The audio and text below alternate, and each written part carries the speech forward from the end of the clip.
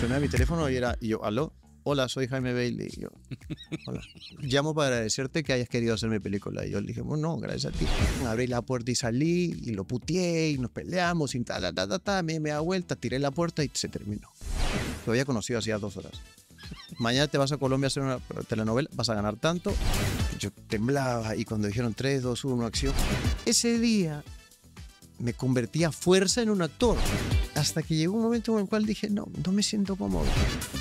Yo recuerdo pensar y decir, lo que hagas del otro lado de la puerta hoy puede que te cambie la vida. ¿No te dio miedo, Cristian, de enfrentarte nuevamente al micrófono y que la gente te criticara?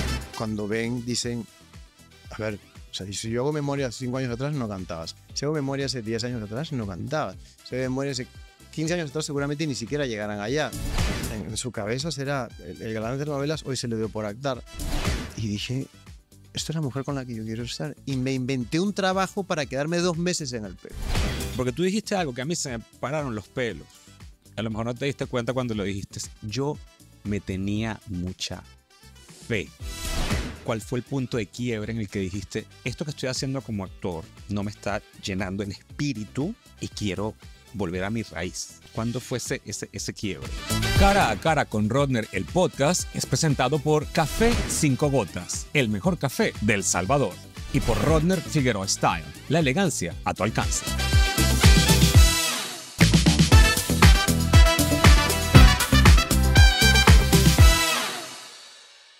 Hola amigos y bienvenidos a este nuevo Cara a Cara con Rodner, el podcast. Gracias porque ya somos más de 200,000 suscriptores en el canal, que tenemos un solo propósito, que es inspirarnos, recuperar esos sueños que hemos abandonado, volver a inspirarnos a decir, yo quiero luchar por mis sueños. Y por eso la entrevista de hoy, o mejor dicho, el invitado que está conmigo hoy, es una persona que representa absolutamente lo que es el propósito de este podcast. ¿Por qué? Porque es una persona que, a pesar de que ha alcanzado el éxito en su carrera como actor, su primer gran amor lo había abandonado. Ese combustible por el que él, cuando era adolescente, quería salir a comerse el mundo, por circunstancias de la vida, lo abandonó. Y luego de 17 años, ha tomado la decisión absoluta de recuperar ese sueño y volver a intentar adentrarse de lleno en el mundo de la música. Y estoy hablando de un peruano, quizás uno de los peruanos más famosos del mundo, mi queridísimo Cristian Meyer. ¿Cómo estás? Muy bien, bonito. Muy bien, porque además, ojo, te quería presentar como actor, pero creo que tengo que hacerlo a la inversa y decir, es músico, compositor y actor. Y posteriormente actor, curiosamente, ¿no? Porque así comenzó. Cuéntame cómo comienza tu carrera artística y cómo desembocas en el mundo de la actuación, que al fin y al cabo te arrastra y te aleja de tu sueño original. Sí. Además es curioso porque finalmente nada de eso es lo que estudié, porque yo soy de profesión diseñador gráfico. No te puedo creer. Esa es mi profesión, yo soy diseñador gráfico. Además, old school, o sea, yo diseño gráfico cuando se hacía a mano. A mano, sí. A mano, con estilógrafos, con airbrush, con todo eso, con colores y acuarelas y témperas, antes de que existieran las computadoras. O sea, no es que yo sea viejo, sino que... No, es que nos alcanzó la tecnología. Así es. La tecnología llegó tarde al Perú. Pero yo cuando tenía 17... A ver, yo me crié en el Perú, en el centro de una familia muy tradicional, en un barrio, en un distrito muy tradicional, donde además en el background de mi familia eran todos empresarios, o médicos, o arquitectos, o economistas, las esposas todas amas de casa. Pero yo siempre tuve inclinaciones artísticas, a mí siempre me gustó el arte, la música, la pintura, el espectáculo, la actuación. Yo recuerdo desde muy pequeño, cuando tenía 9, 10 años, imitaciones, y yo me imaginaba que era uno del grupo ABBA, el de Barba, el que tocaba el piano, entonces yo hacía actuaciones para mis papás. Y yo siempre me había inclinado por el lado artístico. Como también sabía dibujar, mi padre creyó y además trató de inculcarme, claro, en una familia tradicional como la de uno dice, ¿sabe dibujar bien? Sí, arquitecto. ¿No? Arquitecto. Sí, Entonces claro. Mi padre me empujó quería que yo sea arquitecto, y yo mientras iba terminando la escuela y me iba siendo adolescente, me di cuenta que a mí me gustaba pintar y la música a la vez, pero yo decía, si quiero seguir pintando, yo en realidad lo que quiero ser es artista plástico, yo quiero ser pintor y quiero ser escultor. Y desde los 12, 13 años, a la vez que pintaba, empecé a formar grupos musicales con mis amigos. Entonces, como en la casa de mis abuelos había un piano, yo desde muy chiquito como que le sacaba 2, 3 notas al piano y entonces como que me enamoré del piano desde muy joven. Y a los 17 años conocí 3 amigos más que tenían la misma idea, que dijeron, nos gusta la música, pero nos gusta de verdad. Quisiéramos formar un grupo musical y formar una banda de rock y grabar discos. Y yo dije, pues ya. Entonces formamos un cuarteto, entramos al estudio a los 17 años a grabar nuestro primer disco. Pero sin ninguna formación académica. Sin ninguna formación musical, o sea, ni todo academia. Empírico de lo que escuchaba. Sí, hasta el día de hoy. Hasta el día de hoy. No, o sea, tengo algunas virtudes, pero también tengo algunas limitaciones. Si me pones un pentagrama, no lo sé leer, pero creo que tengo buen oído y la música que he hecho toda mi vida siempre ha sido de oído. Y no es por hacer comparaciones, pero a ver, Paul McCartney públicamente dice, no sé leer ni escribir música. Sí, correcto. ¿No? Y entonces empecé esto, pero a la vez terminaba la escuela y tenía que ver qué hacía profesionalmente como una carrera académica. Y le tuve miedo a la universidad y entonces para no seguir la carrera de artes en una universidad tradicional me metí a un instituto privado a ser diseñador gráfico. Y estudié diseño gráfico a la par que comenzaba mi carrera musical. Y tú, perdón que te interrumpa, pero tu padre o tus padres, siendo tradicionalistas, vamos a decir, veían mal que no estuvieras estudiando una carrera como en derecho, o sea, negocios, ingeniería. No, eso no lo vieron mal. Lo que sí no vieron bien fue que una vez que terminara esa carrera, no quisiera ejercerla y que yo dijera, ok, creo que he estudiado algo que no es que no me gustara, pero no me veo ejerciendo esto por el resto de mi vida. Pero sí me veo haciendo música por el resto de mi vida. Sí me veo explorando en otros géneros, como podría ser la actuación o qué sé yo. Eso fueron un par de años muy difíciles, pero yo ya tenía 22 años, ya estaba graduado y tenía una vocación entera a seguir haciendo música. Yo ya había hecho 2 discos con esta banda que teníamos, ya se había disuelto y empecé a sentir la necesidad de que quería seguir escribiendo música, pero ya como solista. Ya no quería ser parte de una banda, quería ser yo, escribir canciones y un poco comunicar lo que sentía, interpretar lo que yo pensaba. Y esa fue probablemente la etapa más difícil que yo he tenido en toda mi vida, entre los 22 y 24 años, en los cuales no sabía cómo hacerlo. Es empezar de cero. Es decir, una cosa era como parte de un grupo y otra cosa era solo. Y decir, ok, voy a hacer un álbum, pero ya no tengo a mis compañeros. ¿Cómo hago un disco solo? Entonces empecé a escribir un disco, me encerré, iba todos los días a un estudio musical, a componer canciones, a un estudio de grabaciones, perdón. Y escribía canciones y hacía demos y maquetas y grababa. Y pasaron meses y pasaron más tiempo. Yo ya no tenía dinero.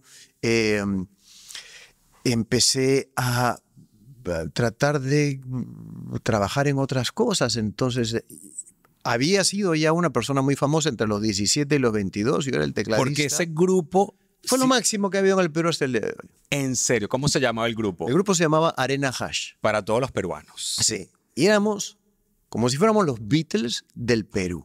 O sea, no podíamos salir a la calle. Eso, sin redes sociales, sin nada, era simplemente de sonar en la radio, y de aparecer en los videos en la televisión. Y éramos el equivalente a lo que era Soda Stereo en Argentina, éramos nosotros en el Perú. No te lo puedo creer. Pero fíjate qué curioso, porque eso se trata este podcast. Tú a esa edad ya habías alcanzado un éxito rotundo con tu banda. Mi primer autógrafo lo he firmado a los 18 años, recién cumplidos. Hacía 2 meses después de cumplir 18 años, fue la primera vez que yo empecé a firmar autógrafos. Y me parece fascinante porque a veces esas cosas que nos suceden a tan temprana edad nos pueden cegar. Sí, claro. O nos pueden hacer equivocarnos. Pero lo que yo estoy viendo acá es que tú, a pesar de que habías alcanzado el éxito, tuviste un llamado interno que te dijo, yo quiero más y quiero solo. Eso toma mucha valentía. Sí, pero además retrocedí a cero. O sea, ya no tenía dinero, se había disuelto la banda, ya lo poco que quedaba, pues ya me lo había gastado, seguía viviendo en casa de mis padres, y entonces mis padres me decían, ok, se terminó tu sueño musical, tienes una carrera de diseñador, a ver, vaya a buscar trabajo, ¿no? Y yo decía, es que no lo siento. Y yo me acuerdo que un día donde mi papá fui y le lloré y le dije, siento mucho haberte hecho gastar esa cantidad de dinero en una carrera que no voy a ejercer. Porque además, antes la carrera de diseñador era más cara porque, a ver, además de que la escuela era muy cara, los materiales eran muy caros porque eran exclusivos. Entonces había que tener el pincel. Sí, el pincel tenía que ser Pelican, pero el 024 del código no sé qué, que es con 3 pelos de ganso, de faisán francés. Entonces, todas esas cosas que además, así como como pasa en el listado en las clases de Figueroa, Fernández, ¿no? Presente, cada uno tenía que presentar el listado de los útiles y tenían que cotejar que hayas comprado los que te pedían, que eran una millonada. Había en esa época que encargarlos a Alemania. Entonces, Faber-Castell. Mira, era un dolor de cabeza y económico. Y mi padre hizo mucho esfuerzo por pagarme esa carrera y al final me sentí muy mal cuando no la ejercí. Pero yo sabía que lo mío era otra cosa. Y en mi casa no lo entendían. Y yo decía, lo mío es la música, lo mío va para otro lado. Entonces, pero qué bueno que lo digas. ¿Sabes por qué, Cristian? Porque hay tanta gente que se niega a escuchar su voz interna y se meten en un trabajo que no les gusta por complacer a sus padres. Así es. Y son infelices el resto de sus vidas. Así es. Y tú decidiste escucharte a ti mismo y decir, yo voy a ir por lo que a mí me va a hacer feliz. Y mi padre me decía, y mi mamá también, estás todo el día en tu cuarto encerrado escribiendo canciones. Sí, pero eso es ahora, porque luego las grabaré y luego, si Dios quiere, pues funcionarán. Pero no entendían. Y yo me tenía mucha fe y mucha paciencia también. Después de ser muy famoso, me conseguí un trabajo de maître en un restaurante francés. Entonces empecé a atender en un bistró francés que había en el Perú, que era de mi madrina. Yo era quien te recibía en la entrada. Luego de llenar estadios. O sea que llegaban fanáticas tuyas, luego de llenar estadios, y se encontraban contigo, sí, tengo una reservación a las 7:30 de la noche. Sí, o amigos míos que habían sido famosos conmigo, pero luego yo terminé de mesero en este restaurante y yo a ellos los seguía atendiendo. Pero qué buen ejemplo de convicción, porque tú dijiste algo que a mí se me pararon los pelos. A lo mejor no te diste cuenta cuando lo dijiste. Yo me tenía mucha fe. Con esto que quiero decir, y vuelvo e insisto, esto es el propósito de este podcast. A veces nosotros somos nuestros peores enemigos porque no creemos en las capacidades propias. Yo eso lo veo muchísimo, sobre todo en las generaciones de ahora, ¿no? Esa sensación de el autosabotaje, ¿no? Sí, pero ¿y si no me funciona? Claro, porque hoy, ¿qué es lo que sucede? Que hoy los jóvenes de hoy, y te lo digo porque tengo 3 hijos que van entre los 21 y 28 años, pero los jóvenes de hoy, y no lo hablo por ellos, sino en general por lo que veo, los jóvenes de hoy confunden la inmediatez de la comunicación, creen que va de la mano con la inmediatez del éxito, y no es exactamente igual, ¿no? O sea, no. Poner un TikTok o poner algo en tus redes que te demora 30 segundos entre que sube a la nube, no significa que te va a dar la misma rapidez de éxito que la constancia de tener un trabajo. Entonces creo que eso se ha perdido con esta inmediatez de la tecnología. Completamente. Pero retrocedamos para atrás. Perdón, te voy a ofrecer, ¿quieres café? Este es mi café sin Dale, botas, dale. por si quieres. ¿Es dulce o es No, es café sin azúcar, café especial del Salvador. Ok, está bien. Si lo quieren probar, vayan a 5gotas.com, porque esto es parte también de lo que yo siempre hablo, que uno tiene que ir buscando alternativas de otras fuentes de ingreso y no quedarse encasillado en lo que tú piensas que debes ser. Así es.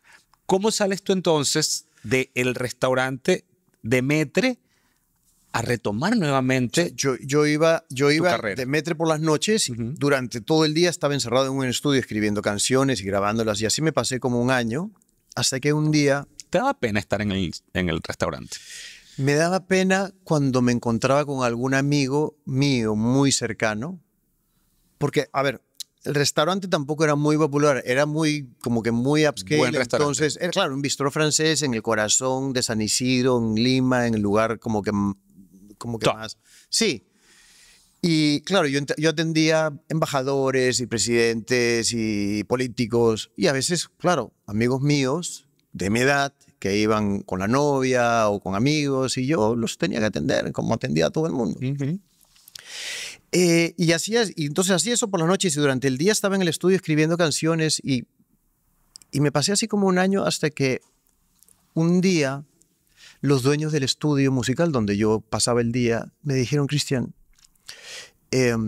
llevas un año aquí o más viniendo todos los días, si no es, y nunca has pagado nada. Y no es que te estemos cobrando, porque entendemos que es un camino difícil, pero el día que finalmente termines tu disco, no te lo vamos a dar, o sea, los masters, ¿no? No te lo vamos a dar a menos que pagues la deuda que tienes acá. Porque también hemos estado llevando un poco la cuenta de lo que, ¿no? Entonces, claro, tenía ahora un doble problema porque ahora lo que tenía era una necesidad económica para terminar eso. Y entonces, un día leyendo el periódico, leí una noticia y la noticia decía que iban a hacer en el Perú el remake de una telenovela que había sido muy popular 25 años antes. Y lo leí como cualquier noticia. A las pocas semanas vuelvo a agarrar el periódico y leo que el productor de esa telenovela iba a castear a todos los galanes jóvenes de la época, del principio de los 90 en el Perú, para ver quién iba a ser el protagonista de esa telenovela que él iba a ser. Y luego, claro, fueron pasando los días y un día abro el periódico y leo una noticia que decía que la telenovela no podía comenzar porque no tenía el productor no había probado todos y no tenía la galán. No te lo puedo creer. Y entonces, cuando yo leí eso, dije, coño, yo necesito un trabajo porque necesito dinero y esto es lo único que me dan ganas de hacer porque, o sea, hubiera podido, por necesidad me hubiera puesto a pintar casas si lo hubiera sentido. Claro. Pero yo creo que esto sí lo haría. Asumo que nunca habías actuado en tu vida. No. Había hecho meses antes una película disfrazado de monstruo. Una película de serie B de este productor que murió hace muy poco tiempo que se llama Roger Corman. Roger Corman era famoso porque hacía películas para Hollywood. B-movies le decían, que se veían solamente por VHS, muy baratas. Entonces, para que les salgan muy baratas, las hacían en países sudamericanos, donde costaban nada. Lo único que hacían era enviar al Perú al protagonista y al director. Y todo lo demás era mano de obra peruana. Y como eras monstruo, no tenías parlamento. Entonces, como era monstruo, no había parlamento. Entonces, un amigo mío que me conocía me dijo, estoy haciendo esta película, era la versión video barata de la película de Godzilla. No, de la de Schwarzenegger, una que se llama Comando. Él cae en el medio de la selva para la de no, el Comando no, la del Depredador. El Depredador. Que era él, ¿no? En el medio de la selva. Entonces, en el medio de la selva vivía este monstruo que mataba gente y mandan un comando para que lo encuentre. Entonces, necesitaba a alguien que se ponga el traje del monstruo. Pero asumo que te gustó la experiencia. A ver, yo lo único que tenía que hacer era, además, me recuerdo que cuando me llamó, me hicieron un casting para ser del monstruo. Y me dijeron, imagínate que eres un monstruo, ¿cómo harías? Y yo, no sé, entonces yo empezaba a hacer así, decía, y no me escogieron, escogieron a otro. Entonces escogieron a otro y se lo llevaron a la selva y le dio diarrea. Y le dio diarrea y lo tuvieron que mandar de nuevo a la capital. Entonces ahí me llamaron y me dijeron, ¿qué crees? Que el monstruo lo hemos tenido que mandar, necesitamos a alguien que se ponga el traje. Y viajé y me fui un mes y medio allá. Y en la película, ahí estaba yo con Linda Blair, porque Linda Blair en esa época era novia del protagonista que había venido a la película, y Linda era mi amiga, y olvídate. Bueno, porque además, si no lo conocen a Cristian en persona, es altísimo. ¿Cuánto mides tú? Yo es 1,86, 87, sí, no que viene a ser 6'1". 6'1, sí, 6'1, 6'2. Y entonces, claro, esa era mi única Super experiencia. monstruo, Y con máscara, pero además los videos están ahí, la peli, hay fotos y soy yo detrás de la máscara, era como un lagarto gigante. Y entonces yo no tenía actuación más que los comerciales que había hecho en mi adolescencia en los 80. Yo había hecho comerciales entre los 11 y los 16, comerciales de Coca-Cola, comerciales de otras cosas, sonreía y, y tomaba. Y tenía alguna experiencia frente a las cámaras, pero nunca había actuado. Y yo dije, después de ver esa noticia, como que recurrentemente dije, de repente acá hay una oportunidad. Yo no sé por qué se me ocurrió llamar. Entonces llamé. Resultaba que el productor, yo sabía quién era porque era el padre de un amigo mío que era músico. Entonces me consiguió el teléfono y llamé a la productora. Le dije a alguien que llame. Y entonces, ¿ustedes saben quién es Cristian? Claro, el tecladista de Arena Hash. Famoso el tecladista de Arena Hash, ¿no? Claro. Disuelto ya hacía más de un año. Pues sí, he visto que están buscando actor para que le hagan un casting a él. Yo no quise llamar directamente, le dije a alguien que llame. Y dijo, pues que venga mañana y recoja unas escenas y que vengas. Entonces fui y efectivamente recogí un par de escenas. Me fui a mi casa, las estudié. Al día siguiente me citaron en un estudio. O sea, las estudiaste solo, no la leíste con nadie. Técnica, contra el espejo, nada. Yo leí una línea, supuestamente era una pelea entre mi personaje con el papá. Uh-huh. Entonces yo leía y me imaginaba, leía lo de él y me las aprendí. Al día siguiente voy a hacer este casting y claro, cuando llego a este estudio me encuentro con el primer actor del Perú que estaba ahí sentado, que ya era parte del elenco, con cara de... ¿Aquí se puede decir malas palabras? Claro. Okay. Paraba ahí sentado un careculo porque seguramente había probado 500 actores y estaba mamadísimo, ¿no?, de hacer eso. Entonces fui y lo saludé, ni siquiera me saludó. Y entonces... ¿Cuál es su nombre? ¿Quién era él? Se llama aún Hernán Romero, un gran actor. Romero, yeah. Hoy, claro, no lo veo hace el tiempo, pero luego hicimos una gran amistad porque finalmente hizo de mi padre. ¿No? Pero en esa época yo no lo conocía y era... Y entonces para mí era como hacer una vaina con Anthony Hopkins. Claro. Y entonces me dicen, la escena es así, tu papá está sentado acá, tú sales de esta puerta, entras, te peleas con él, le dices 3, 4 cosas, discuten, te das media vuelta y te vas. ¿Ya? Entonces yo recuerdo ese momento, porque ese momento son de esos momentos de la vida en los cuales uno se le quedan marcados y además creo que son importantes que uno no los olvide, ¿no? Porque yo recuerdo cuando estoy del otro lado de la puerta a punto de que me digan, ok, 3, 2, 1, acción, yo recuerdo pensar y decir, lo que hagas del otro lado de la puerta hoy puede que te cambie la vida, puede que te cambie el futuro, puede que te cambie la dirección de lo que quieres hacer. Porque si consigues ese trabajo, vas a poder finalmente hacer lo que tanto te gusta. Y entonces yo recuerdo, yo temblaba y cuando dijeron 3, 2, 1, acción, abrí la puerta y salí y lo puteé y nos peleamos y me da vuelta, tiré la puerta y se terminó. Y claro, como era el primer casting que yo hacía en mi vida, me dijeron gracias. Claro, y te vas además sin saber nada. En blanco. Además te vas peor que antes, ¿no? Porque ahora por la incertidumbre. Sigues teniendo la necesidad económica, pero ahora tienes la incertidumbre de que si habré hecho bien o no. Y me fui a mi casa y el día siguiente me llamaron por teléfono y me dijeron, Cristian, que de parte del señor Humberto Polar, en esa época, el productor, que si puedes venir a su oficina, voy a las 4 de la tarde. Y dije, bueno, fui y cuando llegué me dio la bienvenida y me dijo, tú eres el protagonista de mi telenovela.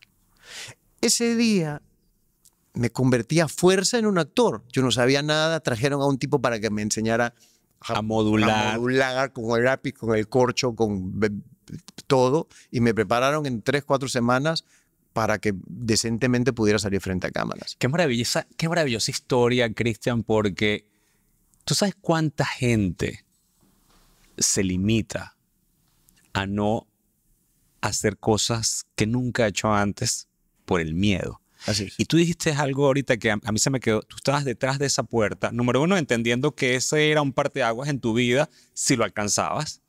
Y número 2, que estabas temblando de miedo. Porque yo siempre digo que el miedo está, lo que hay es que vencerlo y enfrentarlo. Eso que es lo más importante. Lo hiciste con miedo, pero te salió súper bien. Sí. O sea, miedo hay que tener porque si no hay miedo, entonces no es reto. Y si no es reto, No es nada. No es nada. Es nada. No es nada. No. ¿Te dio suficiente necesario para pagar tu disco? Finalmente conseguí el trabajo. ¿Cuál es la novela, por cierto? La novela se llamó Gorrión. Ya. Gorrión. Me dieron ese trabajo y mis padres, que hasta ese momento sido muy, se habían resistido mucho a que yo hiciera todo eso. ¿Qué? Ahora vas a hacer casting para actuar, no sé qué. Pero, o sea, no, ya tú eres diseñador gráfico. Entonces fue muy difícil. Pero yo recuerdo que además durante ese tiempo yo le había pedido a mi padre un pequeño préstamo porque yo necesitaba dinero para comprarme un teclado para poder escribir las canciones. Entonces recuerdo que cuando me pagaron por primera vez, fui con mi cheque y se lo di a mi padre. Y entonces, es que aquí está el dinero que me prestaste. A saldar la cuenta que tenías con tu papá. Entonces me dijo, y me dice, ¿esto te van a pagar todos los meses? Y le dije, no, cada 15 días. Qué buena historia. Entonces, a partir de ahí, mis papás se dieron cuenta que lo que estaba haciendo era en serio, porque además la novela salió al aire, salieron las críticas, dijeron, este chico es nuevo, pero tiene potencial, se le ve fresco, y empezó a cambiar. Mi madre es mi más grande fanática, claro. Si no es ella la presidenta de mi club de fans, no sé quién lo es. Que debe ser. Pero lo es, y mis papás también. Y entonces, finalmente, con el trabajo de esa novela pude saldar la deuda, terminar de hacer este disco. Pero además luego, una vez que lo tuve listo, vino también otro contratiempo. Fue que me fui con mi disco hecho a todas las disqueras del Perú y les dije, ya era actor además, porque la novela salió antes de que yo estuviera en mi disco. Claro. Tengo este disco que he grabado en los últimos 3 años, pero ya lo tengo listo, entonces me gustaría editarlo con usted. Entonces fui a Sony, a Universal, a BMG, a todo el mundo, a las 6 que había en el Perú. Y ninguno lo quiso. Y todos me lo tiraron por la cabeza. Entonces yo dije, he hecho todo esto para que nadie quiera mi disco, pero yo creo que tengo un buen disco. Y si nadie me quiere editar mi disco, me lo edito yo. Entonces yo firmé una disquera de un solo artista, de un solo empleado, y mandé a hacer mis CDs, que en esa época no había fábrica, pero los mandaba a hacer a Canadá y tenía que pagar el arancel y la impresión de los libritos así en el Perú, y armaba uno por uno y los plastificaba otra vez. Y finalmente terminé vendiendo más de 100.000 CDs en el primer año. Mira, es que esta historia, Cristian, mientras más me la vas contando, más voy entendiendo lo que es el propósito de esto, que tanto lo reitero, que es las limitaciones se las pone uno, porque la mayoría de la gente hubiera dicho, ay, bueno, nadie lo quiso, lo engaveto, actuar o a ser diseñador gráfico o a barrer piso, lo que sea, pero tú seguiste luchando por tus sueños usando la parte ingeniosa de decir, o sea, ¿cómo lo logro? Sí. O sea, que a ti nada te detenía en realidad. No, yo estaba muy seguro de lo que quería y sentía que lo que yo hacía era tan honesto que tenía que funcionar. De repente no era el mercado. O sea, no todos somos Taylor Swift, pero hay un mercado para cada uno. Claro. Hay un mercado yo siempre digo que en todos los medios hay espacio para todo el mundo. Así es, hay un mercado para cada uno, ¿no? Y después de ese éxito, porque 100.000 copias en ese momento eran 100.000 copias. Al muchísimo. Claro. Muchísimo. Ninguna de estas disqueras dijo, güey, llamaron. Se empezaron a pelear por ti. Claro, llamaron para cuando sacara el siguiente disco, que si lo sacaba con ellos. Y yo ya no necesitaba. Claro. Ya tenía un poco la maquinaria armada en el Perú. Claro, internacionalmente hubiera sido más difícil, pero como era un artista local, ya tenía la cuestión armada en el Perú. Y entonces ya no lo necesité. Sí, entonces, paralelamente, empecé a tener una carrera de músico como solista y de actor, que cuando terminó la novela, mi gran sorpresa fue que antes de que la terminara ya me habían ofrecido otra, y luego ya me habían ofrecido otra, y luego me empezaron a ofrecer películas, empecé a hacer cine, y fue cuando hice No se lo digas a nadie.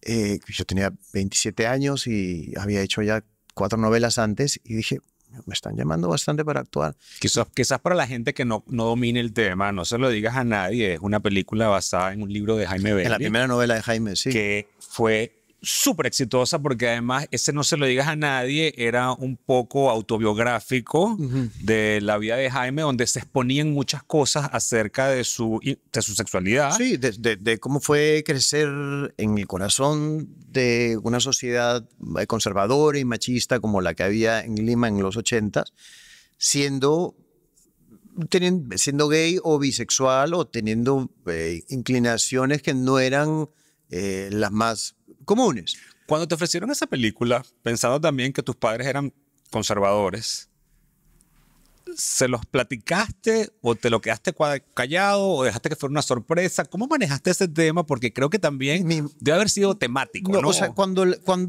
problemático. Cuando me lo ofrecieron, a ver, la película se filmó, creo que la película se ¿Conocías filmó. a Jaime?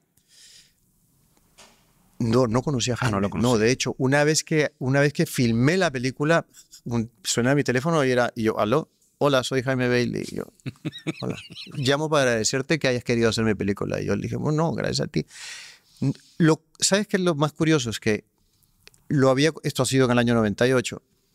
En el año 91, con esta banda famosísima, alguna vez fui al programa de Jaime, pero con un grupo de gente, porque había un evento, creo que por fondos, porque había habido no sé si qué cosa, una teletón, entonces fuimos mucha gente y no me prestó atención.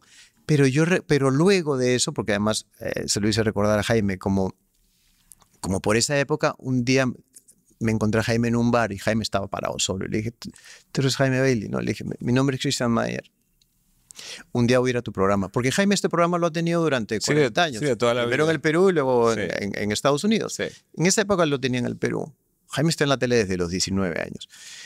Y yo recuerdo que, o sea, si yo tenía 21, Jaime es mayor que yo, creo que 5 años, no sé. Y le dije, Jaime tiene 26. Y un día me acuerdo que le dije, mi nombre es Christian Mayer y un día voy a ir a tu programa. Pasaron muchísimos años y en el año 98 finalmente, luego fue a su programa muchas veces, acá, allá, en todos lados. Hoy somos muy amigos además. Pero la novela se había publicado varios años antes de que se filmara la película. Entonces cuando se publicó fue un escándalo y cuando me llamaron a decirme para hacer la película yo ya sabía que cualquier papel que me ofrecieran Iba a ser controversial. iba a ser controversial, ¿no? El único papel que no era controversial era el de las mujeres. El de los hombres, cualquiera iba a ser controversial. Entonces cuando me llaman, me dicen que quieren estar conmigo, además un director, Pancho Lombardi, un director muy, muy famoso y serio en el Perú, y finalmente, claro, yo no le consulto a mis papás qué voy a hacer, porque ya era independiente, además en esa época ya estaba casado, ya vivía aparte, pero sí cuando salió la película, que fue un boom, Un exitazo. un exitazo, o sea, se estrenó casi con Titanic, y fue más taquillera esta película que Titanic en el Perú. Y mi madre no quería verla, porque las noticias decían que las películas eran así, que eran muy fuertes, que los hombres se besaban y que no sé qué. Y entonces un día me conseguí una copia de VHS y me fui donde mi mamá y le dije, mira mamá, he hecho esta película. Esto es lo más fuerte que hacen en la película. Le puse play y le dije, y le puse una escena mía con otro actor. Esto es lo más fuerte que vas a ver. Entonces la vio como así. Y de ahí se fue al cine a verla como a escondidas, pero ya la vio con mi papá y ya quedó más tranquila, ¿no? Pero bueno. ¿Te preocupaba en algún momento lo que la gente en el Perú dijera acerca de tu sexualidad? Porque al fin y al cabo, en esa época todavía, aunque parezca tan próximo, han pasado años luz con todo lo que ha pasado con esta última generación, sobre todo de los millennials, de la liberación un poco de la sexualidad, de que a quién le importa. Ajá. Pero en ese momento todavía era un poco conflictivo. ¿Te dio miedo? ¿Sabías que el buen café es como el buen vino? Por eso nuestro café 5 gotas cosechado en el volcán de Santa Ana, a una altura extraordinaria, es un café especial que tiene unos aromas maravillosos. Yo no puedo dejar de disfrutar cara a cara con Rodner sin probar café 5 gotas. Así que si quieres probarlo, visita 5gotas.com y descubre la delicia de este café. Nunca. Yo creo que, y creo que además por mi manera de ser, siempre fui como yo no sé si el término es muy gay friendly, pero sí ha sido siempre muy... Open-minded. Sí, y siempre he abrazado yo a la comunidad gay, a la comunidad, a cualquiera. Y además porque lo he visto en amistades y en la gente con la que, como yo hacía comerciales, entonces mis amigos eran maquilladores, Claro. ¿no? Y como yo iba a los programas de televisión desde los 17 años, entonces, claro, salir de tu casa te enseña un mundo distinto. De la Entonces, calle. conoces gente que es muy diferente. Te das cuenta que A la tu familia... burbuja. Claro. Que la ¿no? familia Entonces, yo es siempre una le digo, burbuja. y que se lo he dicho a todo el mundo, crucen la calle y vean qué cosa es lo que está del otro lado. Vayan a otros barrios y empápense un poco porque somos muy diversos y hay mucha gente. Entonces, el tener esta carrera me hizo conocer muchísima gente maravillosa, pero es gente que ha aportado a mi trabajo y es... También eso habla de que tú eres un hombre seguro de ti mismo. Sí, Porque sí. o sea, no tienes ningún problema con interpretar un personaje bisexual o homosexual porque tú estás muy claro de quién eres tú. Y eso a veces hay otros actores, que no vamos a mencionar nombres, que es un secreto a voces, que son homosexuales y ni se les ocurre tocar un personaje así con una vara de 10 pies para que no les salpique. Y es una tontería hoy por hoy, creo yo. Hoy, y sobre Pero todo todo se además en respeta, estos tiempos, claro. ¿no? Pero sobre todo más en estos tiempos. Pero yo, en lo último que pensé fue en que pudieran decir de mí algo. Ya. Que además lo curioso es que después de haber hecho esa película, pues hay mucha gente que lo ha pensado y además hay mucha gente que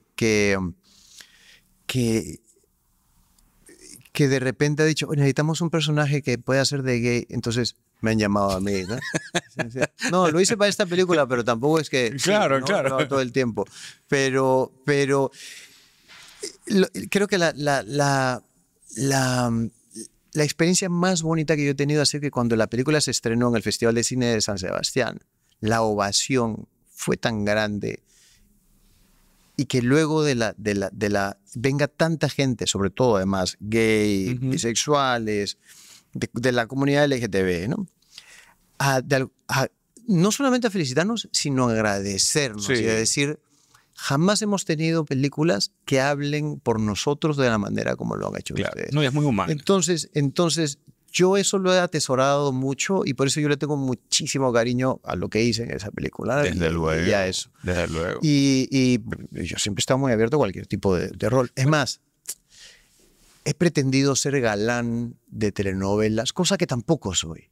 Entonces puedo pretender ser cualquier cosa que no soy. Claro, te entiendo. No soy un caballero, no soy un príncipe azul que llega a caballo y he pretendido serlo en telenovelas infinidad de veces. Claro. ¿No? Pero lo hiciste por una necesidad de lo que estábamos hablando, porque además, después de este éxito abrumador en el cine y las novelas y Doña Bárbara y todo ese éxito al fin y al cabo te fue alejando cada vez más de tu sueño de cantante. De la música, sí. Que porque luego, ¿cuántos discos logras sacar como solista?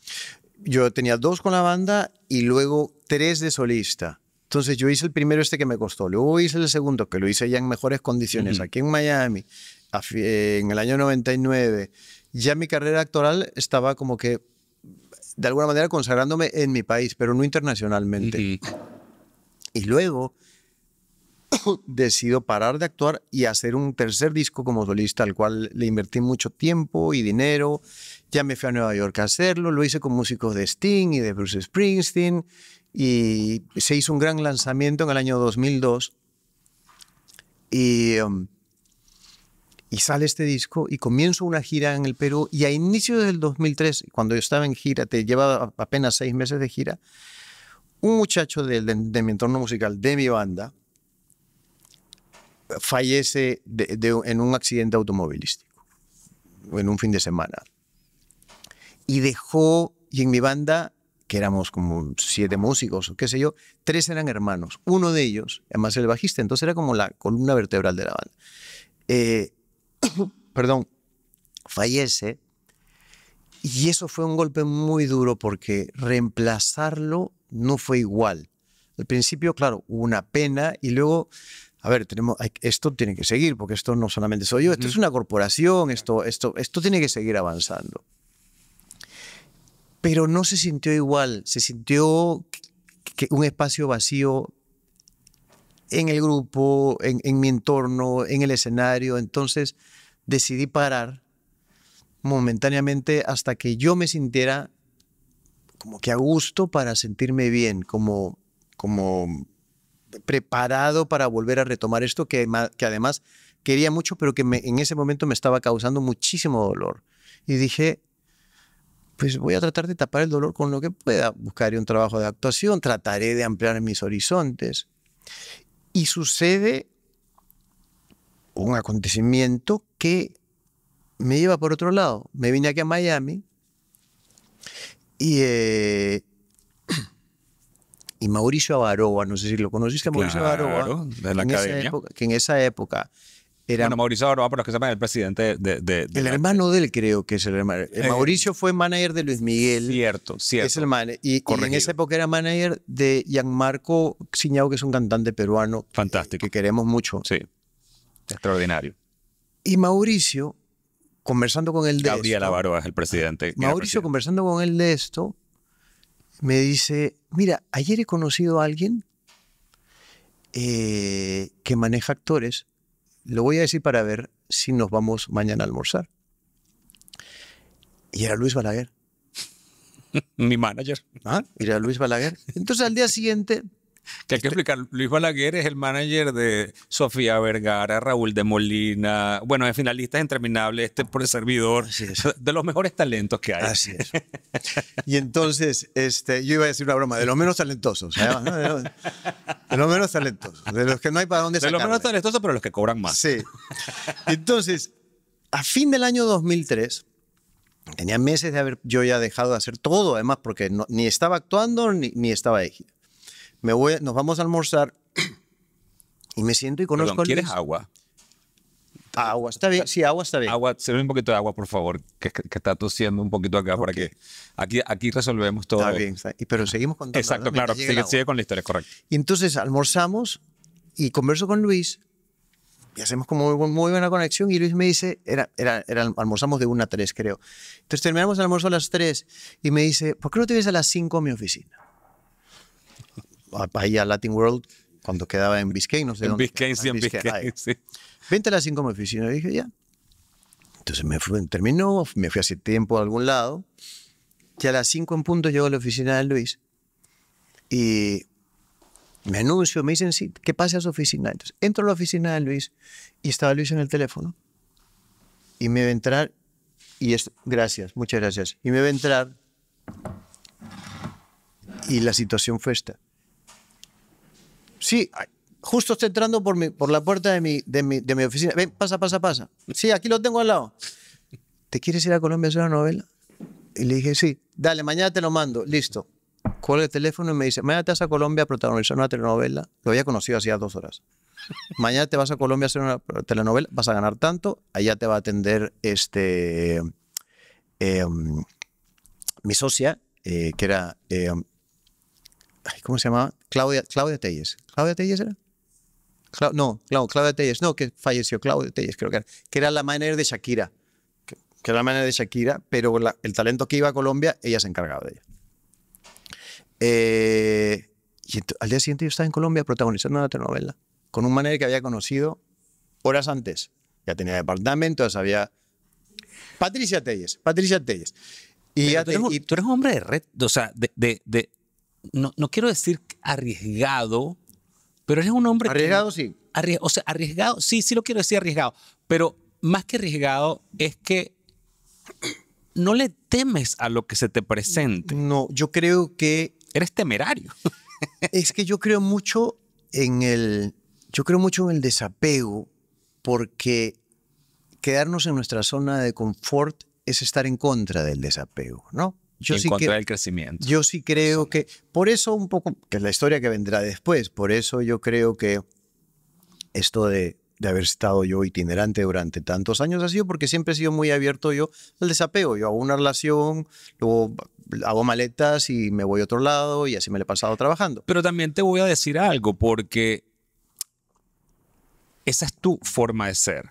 Pero si tú tenías una pareja con 3 hijos, ¿cómo llevaba tu pareja ese tema? Pues en esa época era distinto, pero yo llego a Colombia, porque ya llegaremos ahí, yo llego a Colombia y entonces empiezo a protagonizar una novela. Y me voy a Colombia a hacer una novela con Gaby Espino.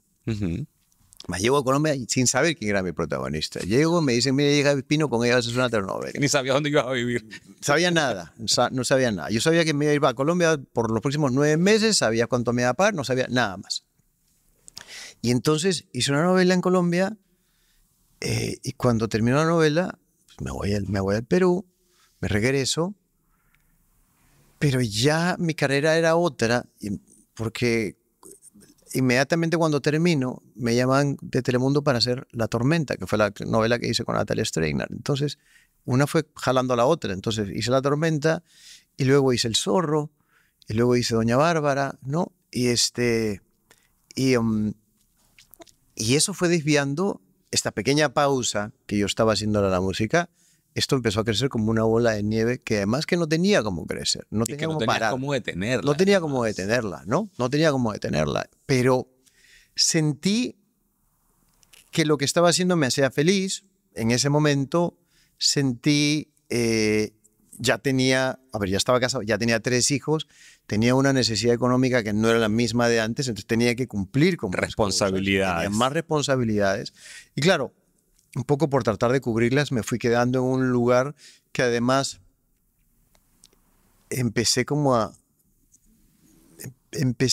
que a disfrutar un poco de la comodidad que me daba y a la vez me iba olvidando de lo que realmente yo quería, que era seguir con una carrera musical, ¿no?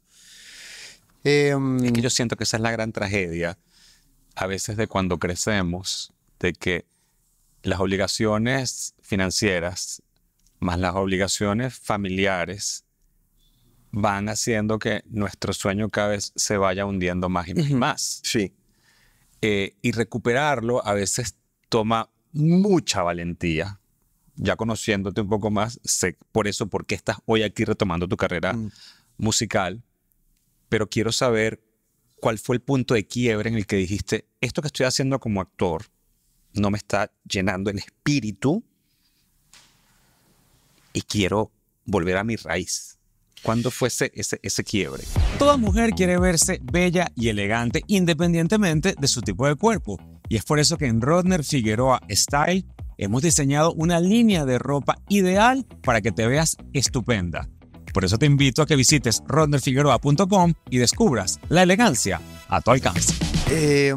O sea, como actor nunca lo he sentido porque yo he seguido a pesar de que yo las telenovelas hace 10 años las dejé. Yo hace 10 años dejé las telenovelas.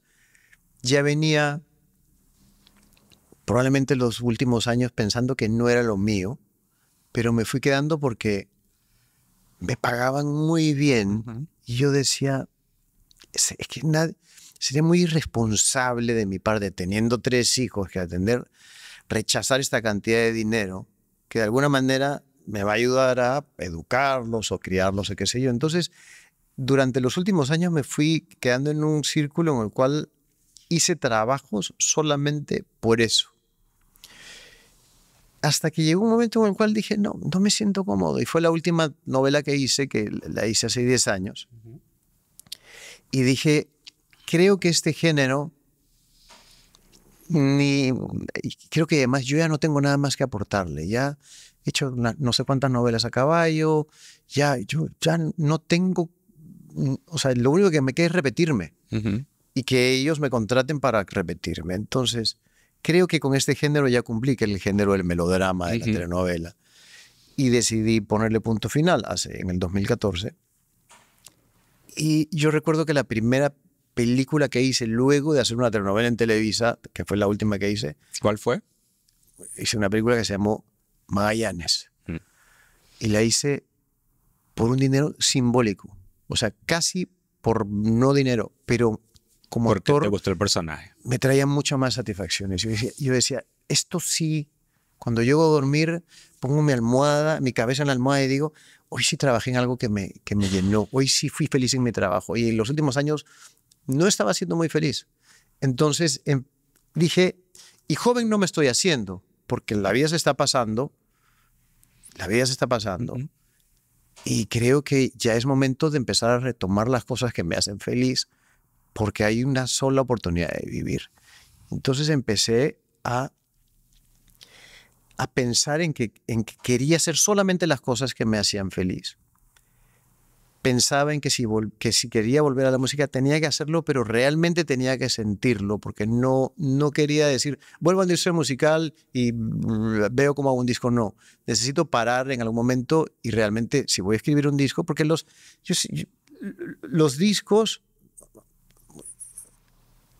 cuando comprábamos álbumes, los álbumes son como pequeñas novelas de tu vida, y pequeñas no telenovelas, sino, o sea, son como pequeños libros, Testimonios de tu vida. testimonios de tu vida de los últimos años. O sea, yo escribo un álbum que trata seguramente sobre un tema especial, probablemente los últimos años, y así los siguientes, y vas publicando un álbum conforme vas madurando. Entonces yo quería en algún momento escribir un álbum, pero no encontré el momento de hacerlo. Pero además, ¿qué era lo que me sucedía? Sentía que la vida se estaba pasando y que yo, por este trabajo que tenía, que era hacer telenovelas en distintos países y ser un ciudadano de paso. Que la gente entienda, a veces tienen que pasar 9 meses en un país ajeno, Así es. rodando prácticamente de lunes a domingo. De lunes a domingo, y luego un día terminas una telenovela el viernes y el lunes tienes que estar en otro país haciendo otra. Entonces, sentía que se me iba pasando la vida y que yo me estaba convirtiendo en un ciudadano de paso. Yo no tenía dónde estar, Si no estabas arraigado en ninguna parte. no tenía raíces en ningún sitio. Y sentía que mientras no las tuviera, muchas cosas no iban a suceder en mi vida. Entonces fueron pasando, qué sé yo, como 15 años. Y me daba cuenta que no era casualidad que, por ejemplo, no tenía una relación sentimental, no estable. Porque, o sea, conocer gente, siempre uno conoce gente, pero comprometerte a tener una relación con alguien cuando sabes que dentro de un mes o dentro de 3 semanas te vas a ir, es muy difícil, ¿no?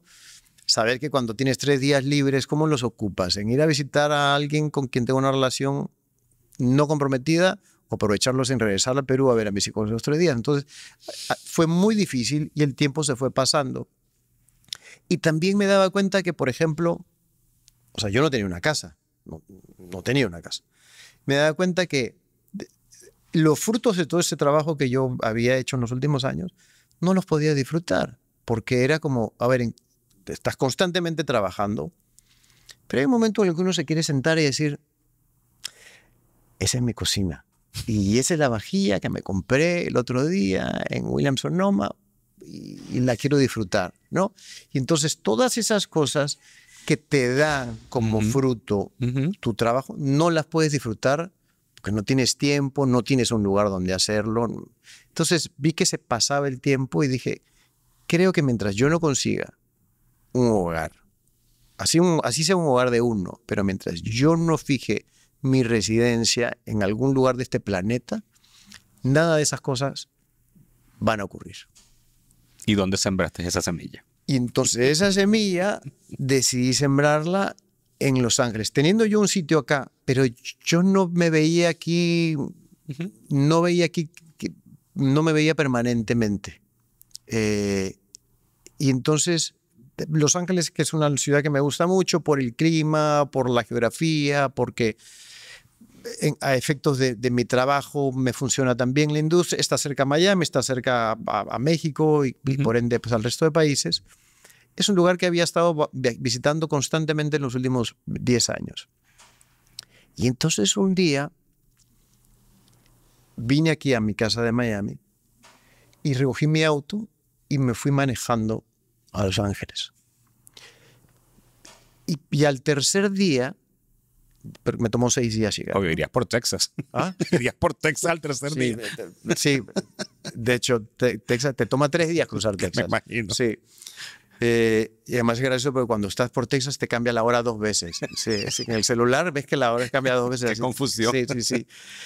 Y entonces, a mitad camino yo dije, yo creo, porque en principio estaba yendo como que a pasar una temporada y dije, pero cuando se pase esa temporada, ¿qué va a pasar? De nuevo tengo que regresarme a trabajar. Y entonces ahí fue cuando yo tomé la decisión de que buscaría un lugar para quedarme. Y finalmente llego a Los Ángeles, compro una casa allá, me asiento ahí y empiezan a suceder muchísimas cosas. Ahí conoces a tu actual esposa.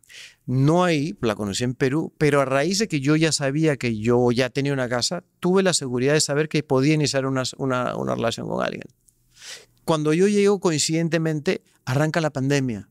Y entonces en la pandemia... Te quedas encerrado en tu casa. Me quedo encerrado en mi casa con un piano. Con tus cosas. Con un piano. Pero además en mi casa, que finalmente, yo en Perú yo no compraba, yo rentaba. Okay. Luego que me divorcié, dije no voy a volver a comprar nunca nada más. Entonces simplemente rentaba una casa donde todo lo que había dentro era mío. Entonces todo se puso en un container y se mandó para allá. Entonces hoy en mi casa, todo lo que veas dentro, desde una tacita de té hasta los muebles y todo es mi casa que me acompaña por todos lados.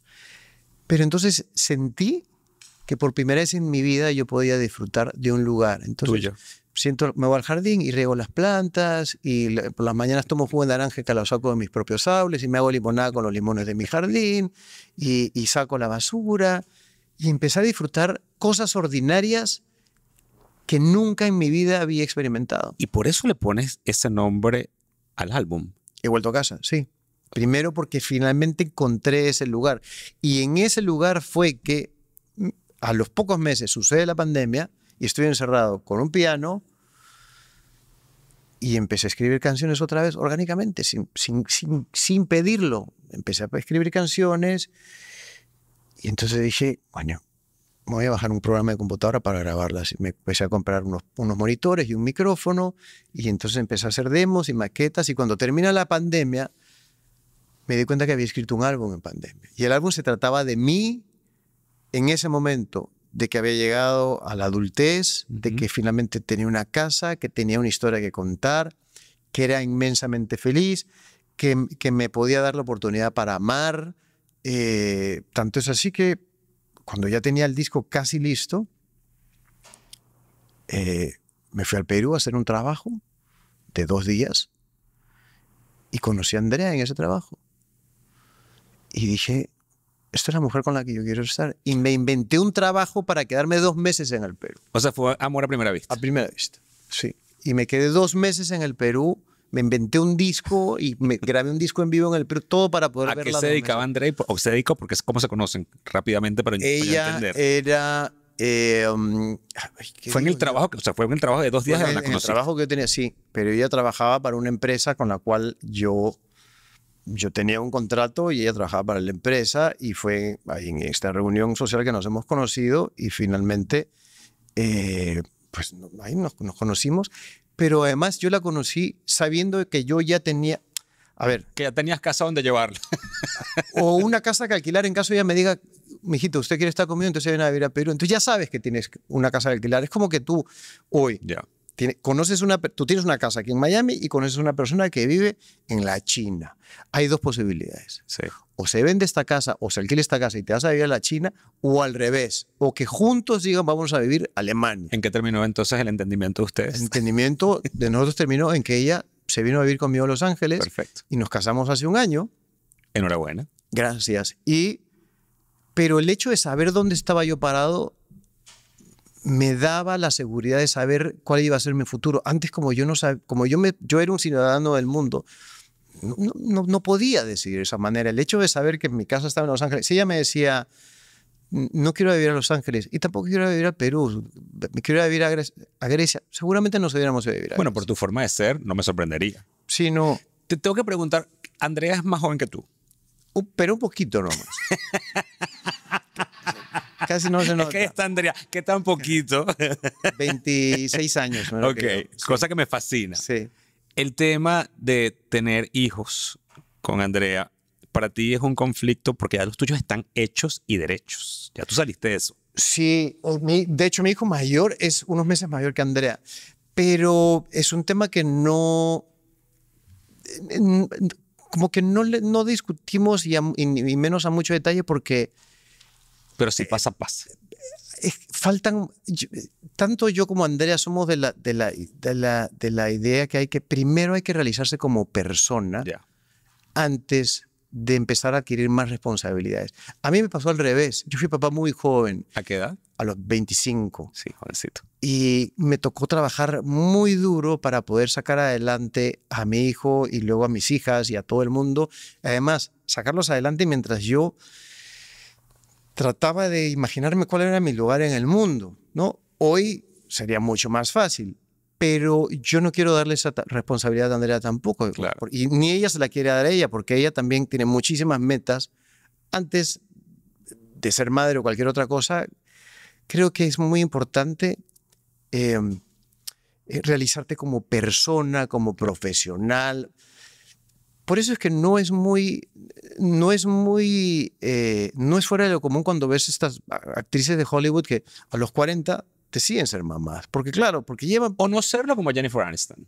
O no serlo. Pero hay mucha gente que lleva primero, dice, no, yo primero le voy a dedicar a mi vida hasta que me sienta totalmente realizada, tendré hijos. Y hay otra gente pues, que no lo siente, ¿no? Entonces nunca ha sido un tema sobre la mesa. Por supuesto. Y además de eso, yo pienso que esa es una decisión muy peculiar de cada pareja. Quiero preguntarte, ¿no te dio, ya como para cerrar, no te dio miedo, Cristian, de enfrentarte nuevamente al micrófono y que la gente te criticara y decir, ay, ahora se va a lanzar como cantante? Porque a lo mejor hay gente que nunca te conoció como cantante. Sí, claro. O sea, para mucha gente que no sabía esta historia previa o que probablemente no la sabe, cuando ven, dicen, a ver, o sea, si yo hago memoria 5 años atrás, no cantabas. Si hago memoria hace 10 años atrás, no cantabas. Si hago memoria hace 15 años atrás, seguramente ni siquiera llegarán allá. O sea, claro, si buscan los archivos, seguramente... A los peruanos generacionales sí lo saben. Sí, sí, sí. Y hay mucha gente que obviamente le ha tomado por sorpresa, pero es que no puedo hacer nada contra eso. No puedo hacer nada contra eso, porque para mucha gente debe ser como ver a un... O sea, en su cabeza será el galán de novelas, hoy se le dio por cantar, perdón, pero igual no puedo andar lavándole el cerebro uno por uno. O sea, el que lo entiende, y el que no, pues lo va a entender en el camino, ¿no? Pero no me ha dado miedo, no. Lo que sí estoy es muy agradecido.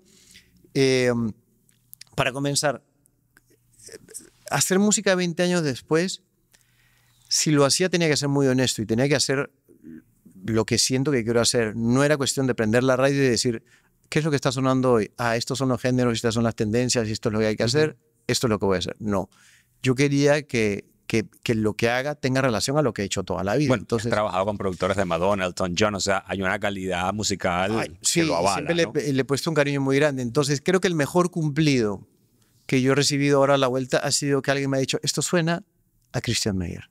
Muy bien. Que es ponerme este disco con el que hice hace 20 años, es decir, esto sigue siendo el mismo artista, ¿no? Y para mí ese es el mejor cumplido, ¿no? El mejor cumplido que yo te puedo dar es que tú has sido hoy referente de lo que se trata este propósito de mi podcast, que es supera tus miedos, no le tengas miedo, lucha por tus sueños, olvídate del que dirán, cree en ti mismo, ten fe en ti mismo, lucha incansablemente por lo que quieres.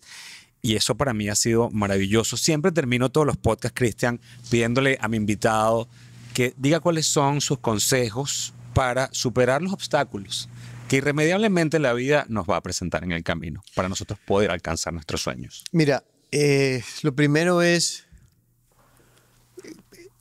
creer en lo que uno hace. Si tú lo que quieres es hacer, vamos a decir, metal thrash, inescuchable, pero esa es tu vocación,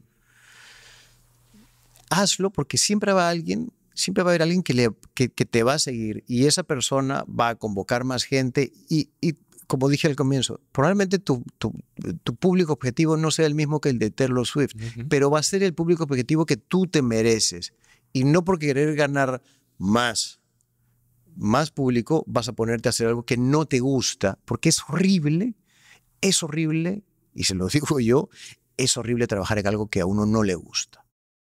No se siente bien cuando uno pone la cabeza en la almohada. No se siente bien, ¿no? Y lo otro es ser persistente. O sea, buscarle la ventana a la puerta que se cerró. Creer en uno, creer en realmente, si uno cree en lo que quiere, debe de seguir adelante, ¿no?